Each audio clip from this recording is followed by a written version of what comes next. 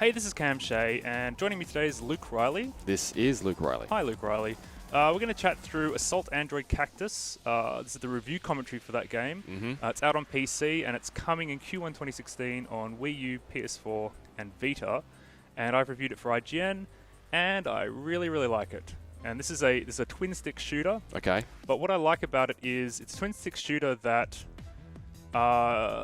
is accessible for pretty much anyone. And pretty much anyone can get through the game without too much difficulty. But it's got a really, really deep end game as well. So there's something here for very advanced players, but it's also a game that is very accessible. You can play with like up to 3 friends. It's just heaps of fun that way.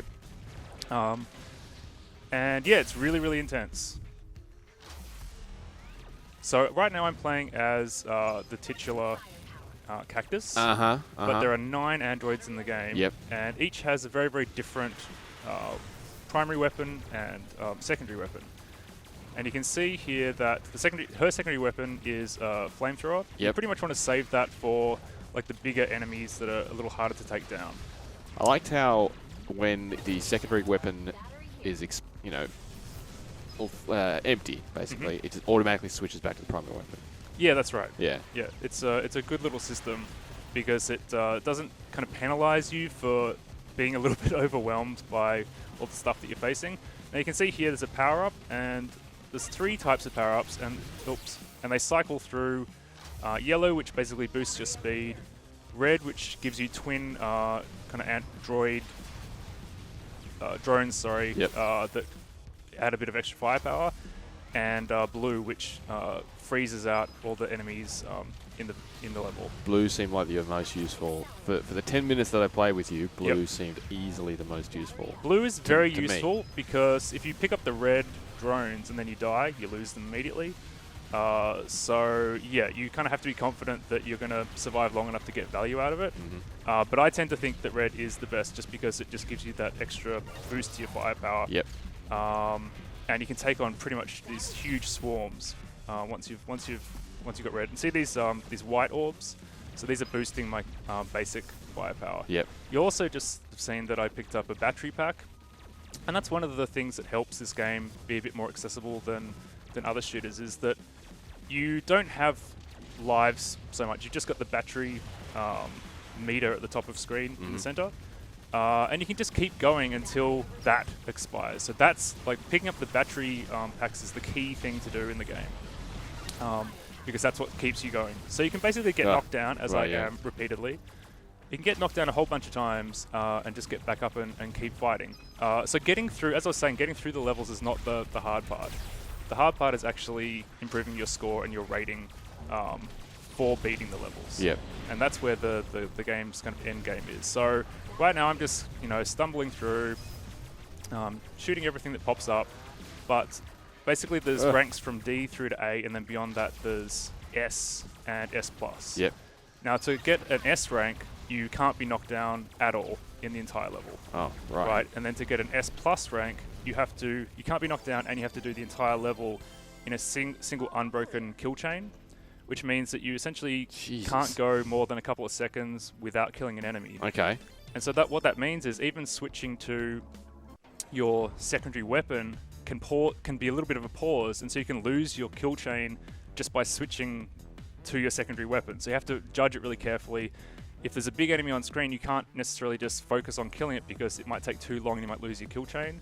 So you need to be killing smaller enemies as you kind of peck away at the bigger enemy and then take it down. So that's a very, very, exactly. It's a very, very involved level of play. And it's really fun actually to play through the early levels doing that because it's very achievable. But then the further into the game you get and the more overwhelming it gets, the harder and harder it gets. So I'm nowhere near getting S+ ranks on most of the levels. And then beyond S+, because that's... What? Yeah. Beyond that is kind of maximizing your score.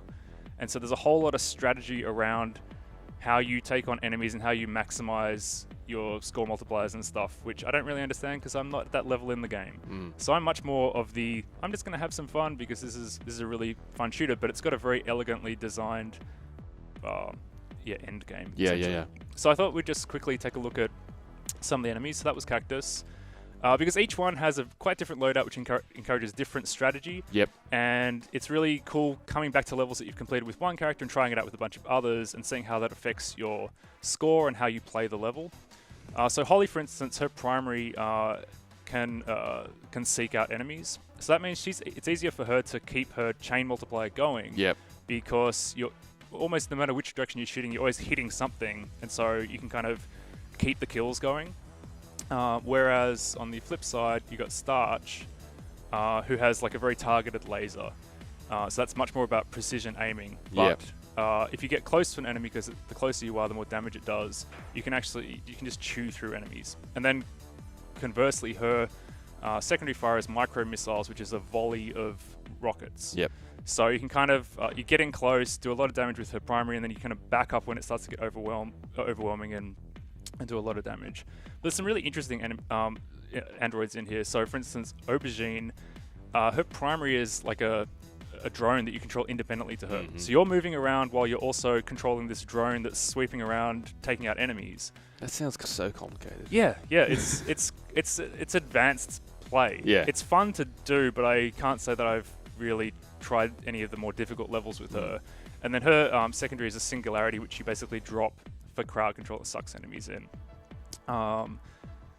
Peanut has this magma kind of I used to. Yeah, molten metal gun that you can kind of spray around a bit like a flamethrower, but it leaves molten metal on the ground, so if enemies then walk over it, they'll take extra damage. And then her drill is awesome because you basically shoot yourself across the screen, grab the first enemy that you hit, and drill them into the wall, the nearest wall, basically.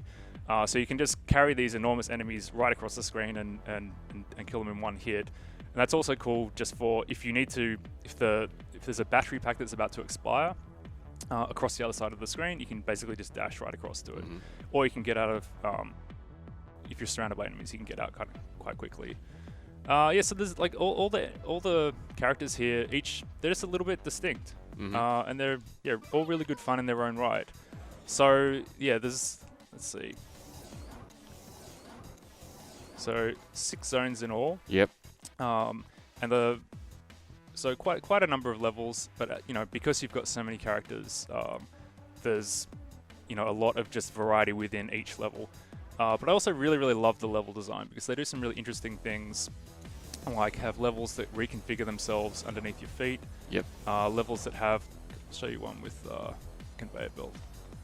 Conveyor belts, and there's some more traditional kind of point A to point B levels. There's all sorts of cool stuff going on in this game. And it's actually worth mentioning, this has been in development for a really long time. It's made by Witchbeam in Australia. And we've played it at several PAX Australias in a row. And even a couple of years ago, it felt very polished. So you hear that smash there? That was my chain multiplier disappearing because I hadn't killed anyone. There goes your S Plus ranking, Cam. I know, I'm stuffed. So these guys have been working on this for a really long time, and it felt really polished and really fun even a couple of years ago. So I really think they've just been honing, just ensuring that there's a stack of variety in the level design, ensuring that each of the additional androids is distinct and really fun to use. And I think they've done a really great job. I mean, if you kind of take a close look at the graphics, you can see that the engine's a little old. But I think just given the viewpoint that you generally sit in, it looks fantastic. It runs really smoothly. God, there's so much going on right now. Yeah, it's talking and playing is harder than I thought. Because I'm not great at this game, but I'm not bad at it. I've spent quite a lot of time playing it. I mean, it's been in early access for a while, so I've been playing this game for a while. I was quickly when I sat down just before this, I was quickly reminded of, this is why I never played bullet hell games. Yeah, well, what I like about this is it takes inspiration from bullet hell, but it doesn't demand the same level of skill from you if you don't want. Like in bullet hell games, you'll just die. If you're no good, you'll just die. That's what I was afraid of, and then I realized that you just spam the fire button, stand back up, and then just keep going. This is designed to be fun first and foremost, but the people who want a hardcore endgame, it's absolutely there. If you want to have to know exactly how to prioritize every enemy in the game, how to take on every enemy in the game, how to chain together every single kill in a level, it's there for you. So it's it's cool that Witchbeam's managed to juggle making this game very accessible, but also something special for more kind of core hardcore gamers, I guess you'd say. Yep. So what is your, I guess, what's your verdict? I'm going to give it an 8.8. Uh-huh. And yeah, I've had a lot of fun with it, and I'm looking forward to getting into some of the additional. Yeah, we're trying to actually just trying to. Just picking a nose. Yeah, it's got a. We haven't looked at any of the cutscenes, but it's actually got a really kind of charming sense of humor about it. And quickly before we wrap up, I'm just going to back out and show you some of the additional stuff. So Infinity Drive, just waves and waves of enemies, see how far you can get. Daily Drive is a challenge every single day. You got one shot at it, and so just one. Yeah, so that's your entry on the leaderboard. So that will really show you how good you are. And Boss Rush chains all the boss battles together. And I should mention that the bosses are pretty cool in this game. They break up the standard levels quite nicely.